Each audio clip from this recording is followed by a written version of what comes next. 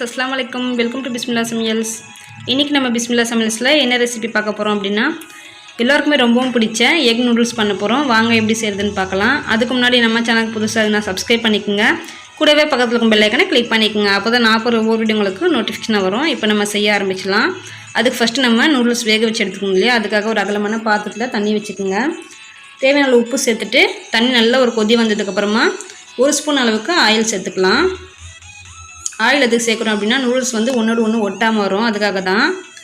பேக்கெட்லேருந்து நம்ம டேரெக்டாக அப்படியே சேர்க்காம அதில் 2 பாதியாக உடச்சிட்டு நம்ம சேர்க்கலாம். அப்போ தான் உதிரி உதிரியாக நல்லா வரும். இது வந்து பார்த்திங்க அப்படின்னா நல்லா குக் ஆனதுக்கப்புறமா நம்ம செக் பண்ணி எடுத்துகிட்டு தண்ணி நல்லா ட்ரை பண்ணி எடுத்து நல்லா ஆற விட்டுடலாம். இது எந்தளவுக்கு நம்ம ஆற விட்டு செய்கிறோமோ அப்போ தான் வந்து சூப்பராக இருக்கும். தண்ணியோட ஈரத்தோட நம்ம அப்படியே செய்யக்கூடாது. பாருங்கள், செக் பண்ணி பார்த்துக்குங்க. இந்தமாதிரி ஒன்றும் பாதியும் உடையணும், ரொம்பவும் குழைய விட்டுறாதீங்க.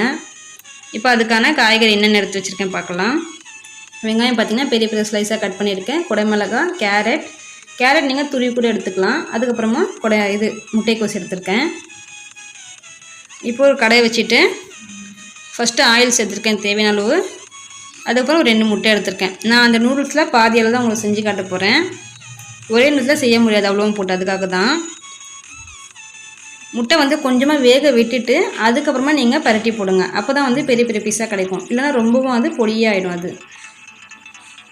இப்போது இது அப்படியே ஒரு ஓரமாக வச்சுட்டு அதுலேயே நம்ம வெங்காயத்தை சேர்த்துலாம். தனியாக எடுக்க போகிறது கிடையாது. காய்கறி அப்புறம் வெங்காயம்லாம் பார்த்திங்க அப்படின்னா அதில் சேர்க்கும் போது எல்லாமே ஃபுல்லாக வேகணும்னு கிடையாது. ஒரு 3/4 வெந்தால் போதும். அதுக்காக நம்ம அதிலே சேர்த்துட்டு குக் பண்ணாலே குக் ஆகிடும். அது தனியாலாம் எடுக்கணும்னு சொல்லிட்டு அவசியம் கிடையாது. அதில் நல்லா கரையை விட்டுருங்க. வெங்காயத்தை போட்டதுக்கப்புறமா நல்லா ஒரு கலர் கொடுத்துட்டு நம்ம எடுத்து வச்சுருக்க காய்கறி தான் சேர்த்துடலாம். சிம்பிளான முறையில் வீட்லேயே நம்ம ஹெல்த்தியாக குழந்தைங்களுக்கு வீட்டிலே செஞ்சு கொடுத்துடலாம். ரொம்ப சிம்பிள் தாங்க. நீங்களும் ட்ரை பண்ணி பாருங்கள்.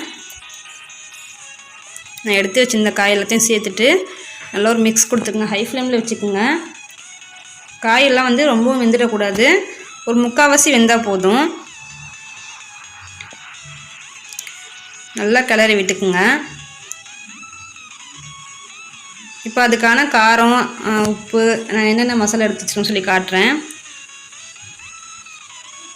இதில் பார்த்திங்க அப்படின்னா ஒரு 1/2 ஸ்பூன் கரம் மசாலா, ஒரு 1/4 ஸ்பூன் மிளகாய்த்தூள், தேவையான அளவு உப்பு, அதுக்கப்புறம் மிளகுத்தூள் எடுத்து வச்சுருக்கேன். அது எல்லாத்தையும் ஒன்றா சேர்த்துக்கலாம். சேர்த்துட்டு அதுவும் ஒரு மிக்ஸ் கொடுத்துட்டு நல்லா மிக்ஸ் கொடுத்துருங்க.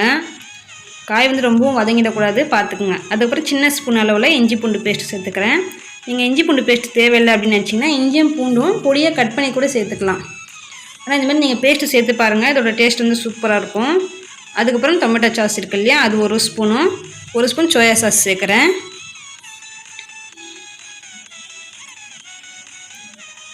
சேர்த்துட்டு நல்லா ஒரு மிக்ஸ் கொடுத்துட்டு நம்ம எடுத்து வச்சுருக்க நூடுல்ஸ் இது கூட சேர்த்துடலாம். நம்ம நூடுல்ஸ் சேர்க்கும்போது ஹை ஃப்ளேமில் வச்சுட்டு நம்ம கிளறி விட்டுகிட்டே இருக்கணும். கைவிடாமல் கிளறிட்டே இருந்தால் தான் சூப்பராக அது எல்லா இடத்துலையும் மிக்ஸ் ஆகி வரும். அது இப்போ பாருங்கள், நூடுல்ஸ் சேர்த்துடலாம். எவ்வளோ உதிரி உதிரியாக இருக்குது பாருங்கள் பார்க்கும்போது.